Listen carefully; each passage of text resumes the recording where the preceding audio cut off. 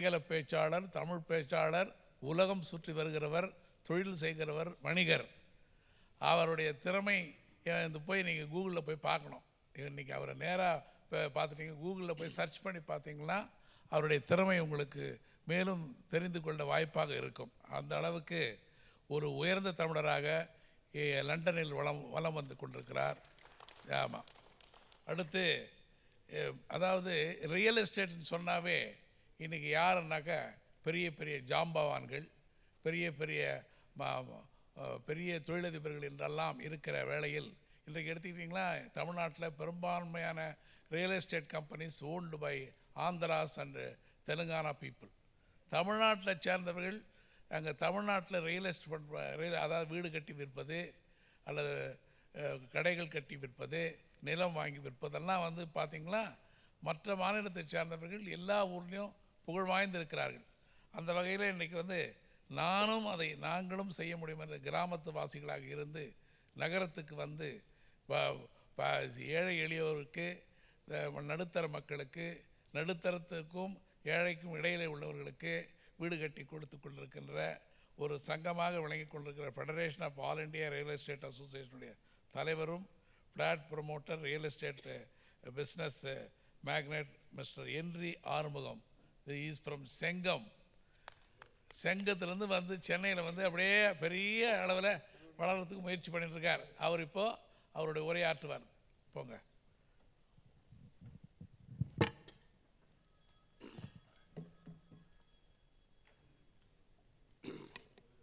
எங்களின் வாழ்வும் வளமும் மங்காத தமிழ் என்று சங்கே முழங்கு,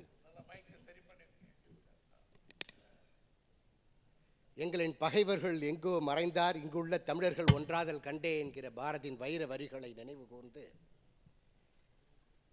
வரலாற்று சிறப்புமிக்க வகையிலே நடந்து கொண்டிருக்கக்கூடிய மெட்ராஸ் டெவலப்மெண்ட் சொசைட்டி மற்றும் வேர்ல்டு தமிழ் எக்கனாமிக் ஃபவுண்டேஷன் ஒருங்கிணைத்து நடத்தி கொண்டிருக்கக்கூடிய இந்த உலக பொருளாதார உச்சி மாநாடு 11வது மாநாட்டிற்கு தலைமையேற்று நடத்தி கொண்டிருக்கக்கூடிய பெருமதிப்பிற்கும் மரியாதைக்கும் உரிய அருமை ஐயா VRS சம்பத் அவர்களே, இந்த நிகழ்ச்சியினுடைய தலைவர் மரியாதைக்குரிய டத்தோ S சகாதேவன் அவர்களே, எனக்கு முன்பாக பேசி அமர்ந்திருக்கிற அருமை நண்பர் அவர்களே, பின்பாக பேச இருக்கிற அருமை நண்பர்களே, சர்வதேச அளவில் பல நாடுகளிலிருந்து வருகை தந்திருக்கிற பல ஆளுமைக்குரிய பெருமக்களே, இந்தியாவிலும் தமிழகத்திலிருந்து வருகை தந்திருக்கிற பல இயக்கங்கள், பல நிறுவனங்களினுடைய ஆகச்சிறந்த ஆளுமை பெருமக்களே, உங்கள் அத்துணை பேருக்கும் என்னுடைய காலை நேர உளம் நிறைந்த வணக்கத்தையும் வாழ்த்துக்களையும் தெரிவித்துக் கொள்கின்றேன்.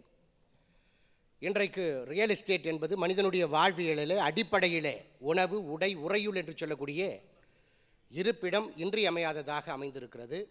அந்த வகையில் உலக அளவில் நிலப்பரப்பிலே இந்தியா என்பது 7வது இடத்தை வகிக்கிறது. கிட்டத்தட்ட 32.87 மில்லியன் ஸ்கொயர் கிலோமீட்டர், 32.87 சதுர கிலோமீட்டர் நிலப்பரப்பளவு, மில்லியன் சதுர கிலோமீட்டர் நிலப்பரப்பளவை கொண்ட மிகப்பெரிய நாடாக இந்தியா விளங்குகிறது. குறிப்பாக தமிழகம் நிலப்பரப்பிலும் புவியியல் அமைப்பிலும் ஆகச்சிறந்த கட்டமைப்புகளை கொண்ட 1,30,058 சதுர கிலோமீட்டர் நிலப்பரப்பளவு கொண்ட ஒரு மாநிலமாக விளங்குகிறது. ஸோ இந்தியாவை பொறுத்த வரைக்கும் நீங்கள் எந்த தொழிலை துவங்க வேண்டுமானாலும் அதற்கான அத்துணை ஆகச்சிறந்த கட்டமைப்புகளும் வாய்ப்புகளும் அங்கே இருக்கிறது, நிறைந்து இருக்கிற ஒரு நாடு தான் இந்தியா. குறிப்பாக நான் தமிழகத்திலிருந்து வருகை தருகின்ற காரணத்தினாலே தமிழகத்தில் தொழில் முனைவோர்களுக்கு, தொழில் துவங்க எண்ணுகின்றவர்களுக்கு எந்த மாதிரியான வாய்ப்புகள் இருக்கிறது என்கிற அடிப்படையிலும், அடுத்ததாக அடுக்குமாடி குடியிருப்புகள், வணிக கட்டிடங்கள் மற்றும் வீட்டுமனை அபிவிருத்திகளை மேற்கொள்ளக்கூடிய வணிகர்களுக்கான வாய்ப்புகளை குறித்தும், தனிநபர்கள் வாங்குவதற்கான வாய்ப்புகளை குறித்தும் 3ஆக பிரித்து பேசுவதற்கு நான் திட்டமிட்டிருக்கிறேன். முதலாவதாக தொழில் துவங்குகின்ற ஏற்றுமதி மற்றும் இறக்குமதி உள்ளிட்ட MSME உள்ளிட்ட அனைத்து துறைகளுக்கும் வாய்ப்பான ஒரு மாநிலமாக தமிழகம் விளங்குகிறது. காரணம், தமிழகத்தை பொறுத்த வரைக்கும் உங்களுக்கு பொது போக்குவரத்துக்கு ஏதுவான ஒரு மாநிலமாக இருக்கிறது. குறிப்பாக தரை வழியாக இருக்கட்டும், வான் வழியாக இருக்கட்டும், அல்லது நீர்வழி கடல் வழியாக இருக்கட்டும், அந்த போக்குவரத்துக்கான ஒரு ஆகச்சிறந்த ஒரு கட்டமைப்பாக, ஏன்னா தமிழகம் கடல் சூழ்ந்த ஒரு மாநிலமாக இருக்கின்ற காரணத்தினால் மிகச்சிறப்பான முறையில் அந்த பொது போக்குவரத்துகள் நிறைந்த ஒரு மாநிலமாக இருக்கிறது. அது மட்டுமல்ல, இந்தியாவை பொறுத்த வரைக்கும் தமிழகம் எல்லா நிலைகளிலும் ஒரு முன்னோடி மாநிலமாக இருக்கிறது. குறிப்பாக இந்தியா சஸ்டைனபிள் டெவலப்மெண்ட் கோல்ஸ் என்கிற ஒரு அறிக்கையை ஆண்டுதோறும் வெளியிட்டு கொண்டிருக்கிறது. அந்த அறிக்கையில் உத்தரகாண்ட், கேரளா, அடுத்தபடியாக தமிழகம் வந்து 3ஆம் இடத்திலே இருப்பதாக அது புள்ளி விவரங்கள் கொடுத்திருக்கிறது. இருந்தாலும் என்னை பொறுத்த வரையிலும் பெரிய மாநிலங்களிலே தமிழகம்தான் முதன்மையான மாநிலமாக இருக்கிறது. காரணம், அந்த சஸ்டைனபிள் டெவலப்மெண்ட் கோல்ஸில் no poverty, zero hunger, good health and well being, quality education, gender equality, clean water and sanitation, affordable and clean energy, decent work and economic growth, industry innovation infrastructure, reduced inequalities, sustainable cities and communities, responsible consumption protection, climate action, life and land, peace, justice, strong institution போன்றவற்றில் தமிழகம் முதன்மையான மாநிலமாக விளங்குவதாக மைய அரசு அனைத்து கோணங்களிலும் ஆய்வு செய்து ஒரு அறிக்கையை வெளியிட்டிருக்கிறது. ஸோ அடிப்படை தேவைகள், அடிப்படை கட்டமைப்புகளுக்கான ஆகச்சிறந்த மாநிலமாக அனைத்தும் உள்ளடக்கி நிறைந்திருக்கிற ஒரு மாநிலமாக தமிழகம் விளங்குகிறது. பொது போக்குவரத்தாக இருக்கட்டும், அதே போன்று ஸ்கில்ஸ் ஒர்க்கர்ஸ், அங்கே நீங்கள் அதிநவீன தொழில்நுட்பத்தை அறிந்தவர்களாகவும் நன்கு படித்தவர்களாகவும் திறமை மிக்கவர்களாகவும் வலிமை மிக்கவர்களாகவும் தமிழர்கள் அங்கே இருக்கிறார்கள். தமிழர்களை குறித்து நான் உங்களுக்கு சொல்ல வேண்டிய அவசியம் ஒன்றுமில்லை. இருந்தாலும் மைய அரசு வெளியிட்டிருக்கிற அந்த பட்டியலில் தமிழகத்தை வந்து முதன்மையான இடத்தில் அவர்கள் வெளியிட்டிருப்பது தான் நான் இங்கு பதிவு செய்வதற்கு காரணமாக இருக்கிறது. அது மட்டுமல்ல, ஒரு தொழில் துவங்குவதற்கு தேவையான அடிப்படை கட்டமைப்புகளில் பார்த்தீங்கன்னு சொன்னால் அனுமதி என்பது மிக முக்கியமாக இருக்கிறது. தமிழகத்தை பொறுத்த வரைக்கும் தற்போது நடைபெற்று கொண்டிருக்கிற திராவிட மாடல் ஆட்சியில் மாண்புமிகு முதல்வராக இருக்கட்டும், அதேபோன்று வீட்டு வசதி மற்றும் நகர்ப்புற வளர்ச்சித்துறை அமைச்சராக இருக்கட்டும், பதிவுத்துறை, வருவாய்த்துறை, உள்ளாட்சித்துறைகளுடைய அமைச்சர்களாக இருக்கட்டும், அந்த அனுமதி என்பது சிங்கிள் விண்டோ சிஸ்டம், ஒற்றை சாளர முறையில் விரைந்து 30 நாட்களுக்குள்ள கிட்டத்தட்ட 24 துறைகளை அங்கே ஒருங்கிணைத்து என்ஓசி, நோ அப்ஜெக்ஷன் சர்டிஃபிகேட், தொழில் துவங்குவதற்கான எல்லா தடையின்மை சான்றும் வழங்கக்கூடிய வகையிலே அவர்கள் கட்டமைத்திருக்கிறார்கள். அதேபோன்று வருவாய்த்துறை ஆகச்சிறந்த ஒரு வருவாய்த்துறை 1814 தமிழகத்தில் செயல்பட்டு கொண்டிருக்கிறது.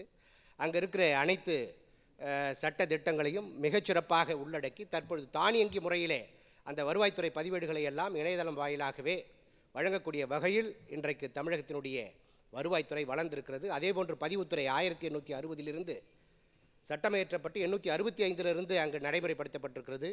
ஸோ பதிவுத்துறையை பொறுத்த வரைக்கும் மேம்படுத்தப்பட்ட மற்றும் பாதுகாக்கப்பட்ட வகையிலே தமிழகத்தினுடைய பதிவுத்துறை வந்து செயல்பட்டு கொண்டிருக்கிறது. ஸோ அங்கே ஃப்ராட்லேண்ட் அப்படிங்கிறது அறவே ஒழிக்கப்பட்டிருக்கிறது. ஸோ ஆகச்சிறந்த ஒரு கட்டமைப்போடு கூடிய மேம்படுத்தப்பட்ட பதிவுத்துறை அங்கு செயல்பட்டு கொண்டிருக்கிறது. குறிப்பாக வீட்டு வசதி மற்றும் நகர்ப்புற வளர்ச்சித்துறையை பொறுத்த வரைக்கும் நீங்கள் புதிதாக தொழிலை துவங்க வேண்டும் என்று எண்ணுகிறவர்களுக்கு கைடன்ஸ் ஸ்கீம் என்று சொல்லி ஒரு திட்டத்தை, கைடன்ஸ் ஸ்கீம் திட்டத்தை கொண்டு வந்திருக்கிறது. அந்த வகையில் நீங்கள் அனுமதி கோரி சிங்கிள் விண்டோ சிஸ்டம், ஒற்றை சாளர முறையில் அனுமதி கோரி விண்ணப்பித்தால் 30 நாட்களுக்குள் அனைத்து அனுமதிகளும் சிரமமின்றி, வீண் விரயமின்றி உங்களுக்கு வந்து இணையதளம் வாயிலாகவே வந்து சேரக்கூடிய வகையில் அங்கு கட்டமைக்கப்பட்டிருக்கிறது.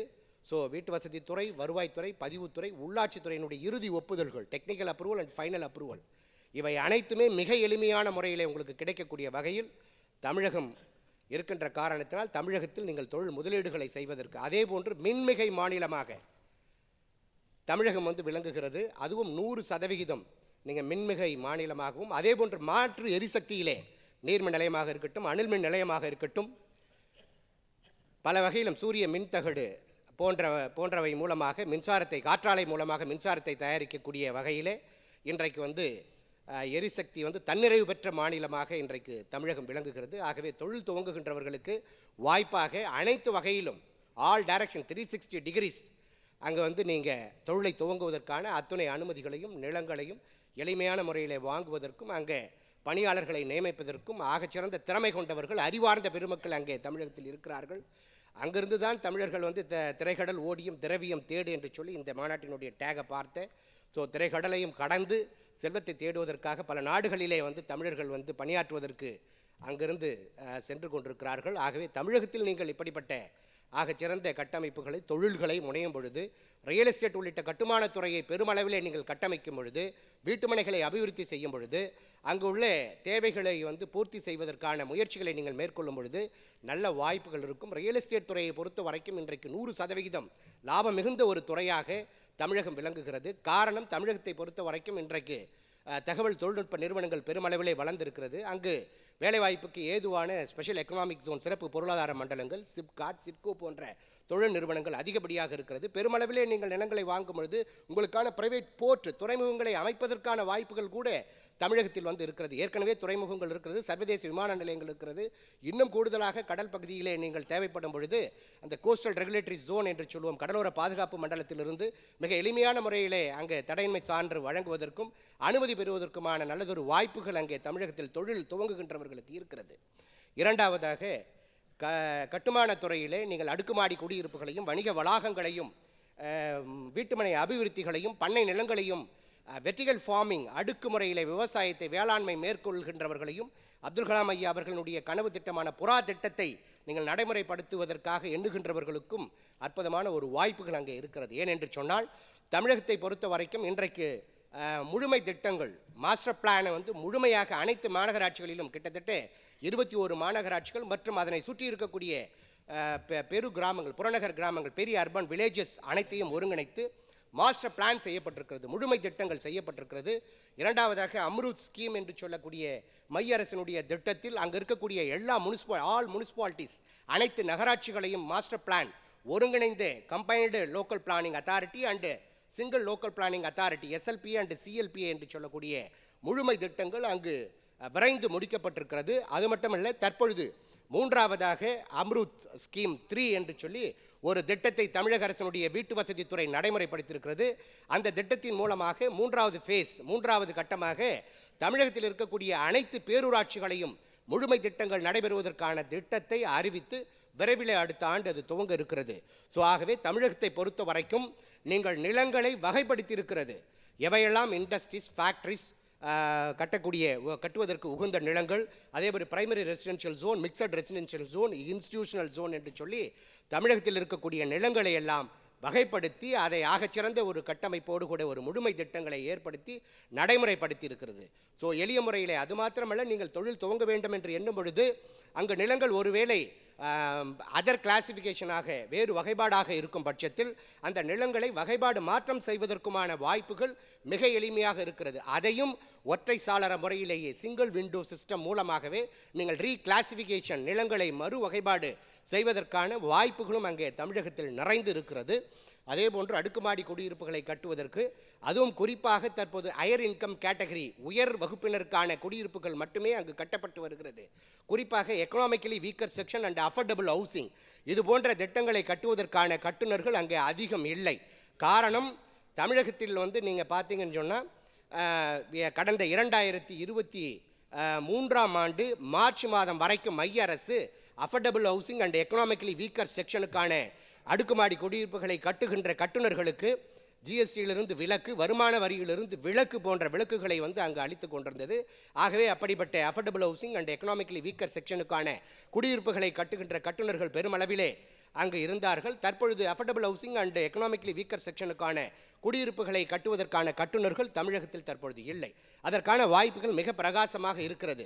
ஏனென்று சொன்னால், இன்றைக்கு தமிழகத்தில் பெருநகரங்களிலே குடியிருப்புகளை, அடுக்குமாடி குடியிருப்புகளினுடைய விலை பார்த்தீங்கன்னு சொன்னால் குறைந்தபட்சம் 20 ரூபாய் என்கிற 20,000 ரூபாய் சதுரடி என்கிற அளவிற்கு தற்பொழுது பெருநகரங்களிலே குறைந்தபட்சம் விலை நிர்ணயிக்கப்பட்டிருக்கிறது.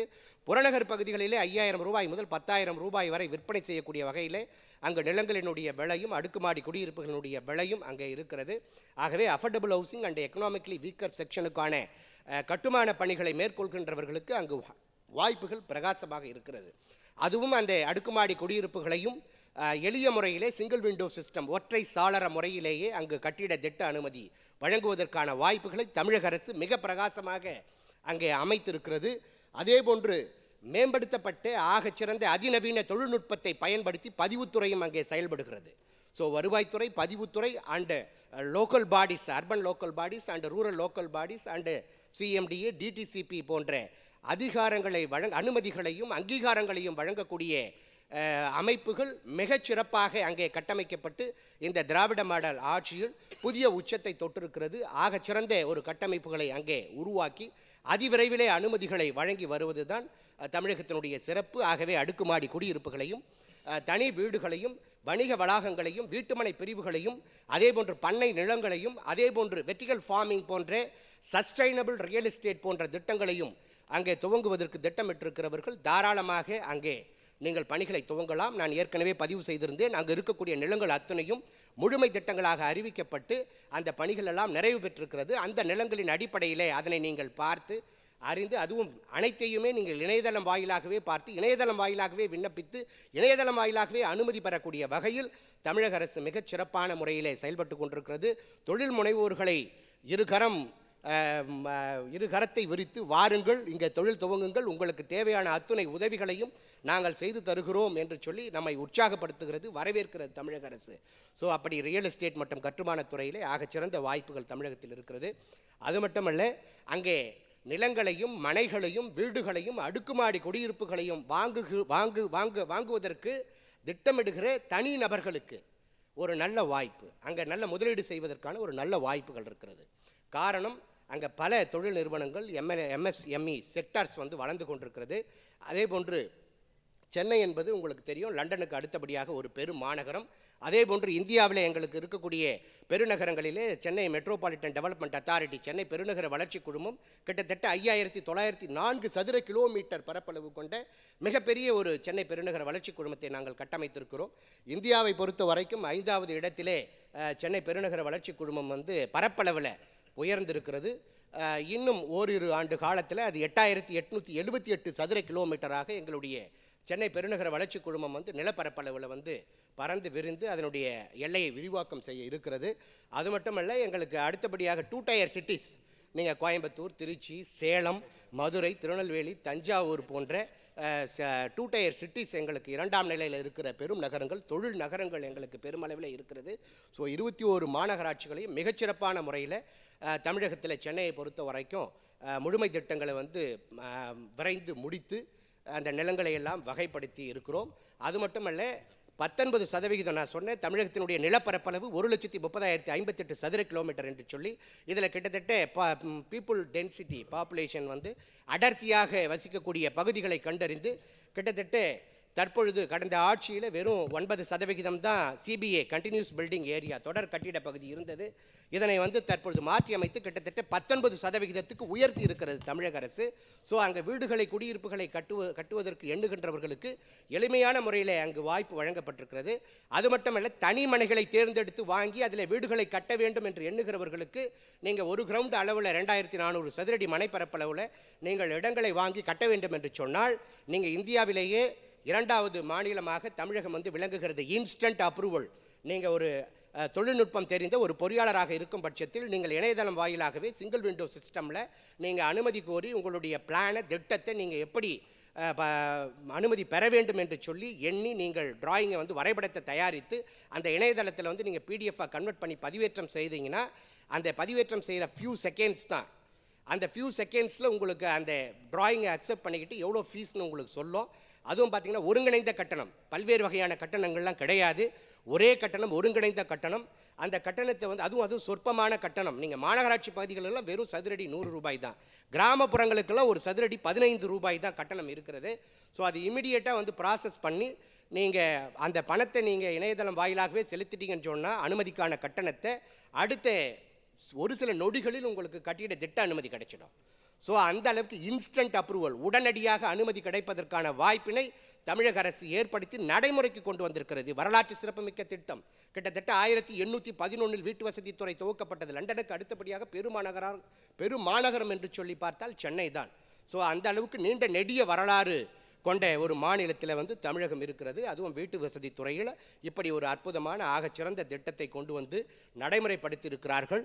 ஸோ வீட்டு வசதி மற்றும் நகர்ப்புற வளர்ச்சி துறையில் கன்ஸ்ட்ரக்ஷன் அண்ட் ரியல் எஸ்டேட் இண்டஸ்ட்ரியில் நீங்கள் இன்வெஸ்ட் பண்ணணும், முதலீடு செய்யணும் அப்படின்னு எண்ணுகின்றவர்களுக்கு மிகச்சிறந்த பாதுகாப்பான ஒரு மாநிலமாக, வளர்ச்சிக்குரிய ஒரு மாநிலமாக தமிழகம் இருக்கிறது. அதே போன்று அங்கே ரியல் எஸ்டேட் ரொம்ப ரொம்ப ரொம்ப ரொம்ப குறைவாக நீங்கள் முதலீடு செய்தீங்கன்னு சொன்னால் 5 ஆண்டுகளில் 2 மடங்காகவும், வளர்ச்சி அடையக்கூடிய பகுதிகளில், வளர்ந்து கொண்டு வரக்கூடிய பகுதிகளில், தொழில் நகரங்களுக்கு அருகில் புறநகர் பகுதிகளில் வந்து நீங்கள் முதலீடு செய்யும் பொழுது 2-3 ஆண்டுகளில் உங்களுடைய முதலீடு 2 மடங்காகவும் உயர்வதற்கான பிரகாசமான வாய்ப்புகள் அங்கே இருக்கிறது. தோராயமாக நீங்கள் சென்னை புறநகர் பகுதிகளிலையும் கோயம்புத்தூர் புறநகர் பகுதிகளிலையும் நீங்கள் கொரோனாவுக்கு முன்பு வெறும் 5000 ரூபாய் ஒரு சதுரடி இருந்த நிலங்கள் எல்லாம் இன்றைக்கு 25,000 ரூபாய், 5 மடங்கு 5 ஆண்டுகளில் வந்து உயர்ந்திருக்கிறது. அந்த அளவுக்கு ரியல் எஸ்டேட் துறையினுடைய வளர்ச்சி அபரீதமாக தமிழகம் இருக்கிறது. காரணம், அங்கே வந்து பாதுகாப்பான ஒரு மாநிலமாகவும், நான் ஏற்கனவே குறிப்பிட்டபடி அங்கு வந்து தன்னிறைவு பெற்ற ஒரு மாநிலங்களுடைய பட்டியலில் எஸ்டிஜி வெளியிட்டிருக்கிற சஸ்டைனபிள் டெவலப்மெண்ட் கோல்ஸ் என்கிற அடிப்படையில் அனைத்து கோணங்களிலும் ஆய்வறிக்கையை வெளியிட்டிருக்கிற மைய அரசினுடைய பட்டியல் மூலமாகவும் மிகச்சிறப்பான முறையில் தமிழகம் வந்து வளர்ந்து ஒளிர்ந்து மிளர்ந்து நிற்கிறது. ஆகவே கட்டுமானம் உள்ளிட்ட ரியல் எஸ்டேட் துறையினுடைய வளர்ச்சிக்கு தமிழகம் அனைத்து வகையிலும் வாய்ப்புகளை உருவாக்கி தந்திருக்கிறது, அனுமதிகளை வழங்கி வருகிறது. ஆகவே கட்டுமானம் உள்ளிட்ட ரியல் எஸ்டேட் துறையில் முதலீடு செய்கின்றவர்கள் மனிதனுடைய அடிப்படை வாழ்வியலில் தேவையான உணவு, உடை, உறையுள் என்று சொல்லக்கூடிய அந்த கட்டுமான துறையில் முதலீடு செய்கின்றவர்கள் தாராளமாக முதலீடு செய்யலாம். தமிழக அரசும் எங்களை போன்ற கட்டுநர்களும் வழிகாட்டுகின்ற சங்கங்களினுடைய அமைப்புகளும் மிகச்சிறப்பான முறையிலே உங்களுக்கு உறுதுணையாக இருக்கும். இந்த நல்லதொரு வாய்ப்பினை எனக்கு வழங்கிய ஐயா VRS சம்பத் அவர்களுக்கும், இந்த சிறப்பான மாநாட்டிலே கலந்து கொண்டிருக்கிற சர்வதேச அளவில் வருகை தந்திருக்கிற ஆகச்சிறந்த அரும்பெரும் தலைவர் பெருமக்களுக்கும், இந்தியா மற்றும் தமிழகத்திலிருந்து வருகை தந்திருக்கிற அத்துணை தலைவர் பெருமக்களுக்கும் எனது உளம் நிறைந்த பாராட்டுக்களையும் நெஞ்சம் நிறைந்த நன்றிகளையும் தெரிவித்து வாய்ப்புக்கு நன்றி பாராட்டி விடைபெறுகிறேன். நன்றி, வணக்கம்.